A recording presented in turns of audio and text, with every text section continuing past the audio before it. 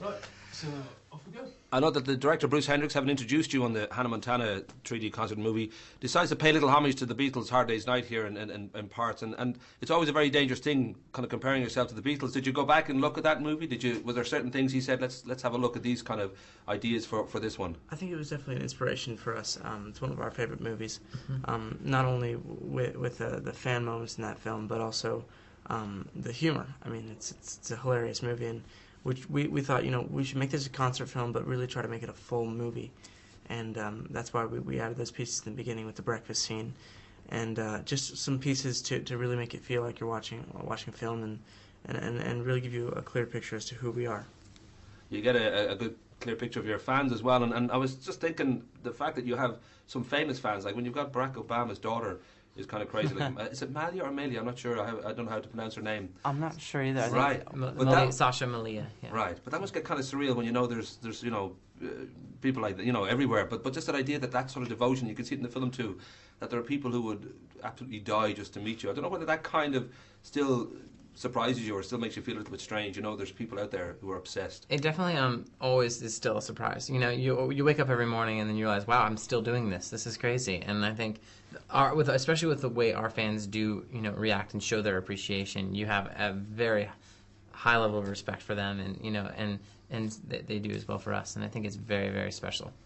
It's been a kind of a bonkers 2 years, and certainly on screen with Camp Rock was a big breakthrough, and you've got Camp Rock 2 hopefully this year. I saw Night at the Museum 2 the other day. I saw you as beautiful cherubs flying around singing songs to Ben Stiller and Amy Adams. You've also got Jonas on television. But what fascinates me most is working with the Farley brothers. I don't know if IMDb have got this wrong, but you're doing Walter the Farting Dog, and the bonus Jonas Frankie's even in there as well. There's always a lot of projects in the works. That was one that's up in the air, but looks like this summer we'll be focusing on our touring, and that'll be our main focus.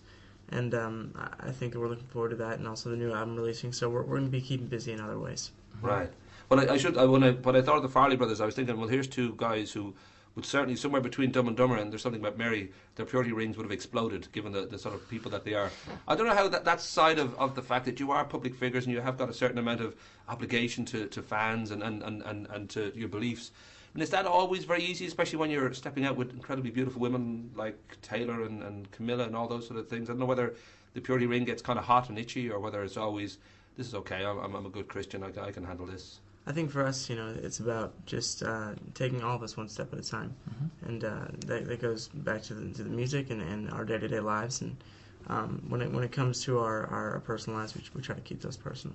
Because I've got a pure evil ring. It's like a purity ring, but it's Irish. If you need to borrow this, it's great fun. You can just do anything you like with this ring, but you have to take it off when you go to bed, because otherwise it gets a bit crazy.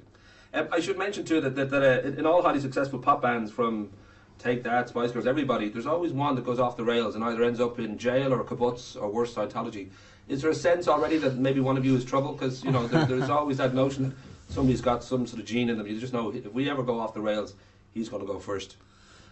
I don't think I reckon it's Joe. Joe has a look about him. Wow, that's a little rough. I don't think anyone ever goes, yep, I'm gonna be a mess in my life. I don't think anyone really does that, but we really hope not, at least. And we're just, like Nick said, taking every day one step at a time, and enjoying every minute of this. It's an amazing ride, and we're very appreciative of what we have, and we remember what it was like not to have the fans, and traveling around in the buses and doing things like that, and being able to even tour. So it's really nice. I should say, Kevin, you were born in Teaneck, New Jersey. Joe, you popped out in Casa Grande, Arizona. Nick, you were born in Dallas, Texas, and young Frankie was born in Wyckoff, New Jersey. Were your parents Paul and Denise fugitives? Were they on the run? Was there kind of how they always seem to be on the move? Yeah, they just were really involved in music and things like that. So always kind of traveling around and whatnot. Yeah. I've got to go, but Irish. You've got Irish, Italian, German, and you've got Cherokee Indian. Yeah. It sounds like an amazing night. Do you know where the Irish roots come from, or? Our grandfather's side, so on my mom's side. So it's kind of there's a lot in there, but it's there. Yeah. It's all the talent and good looks comes from there. You know that, right? Exactly. That's of course. Rock and roll. Okay, guys. Awesome. Nice Thank to you talk so to you. much. It's a pleasure.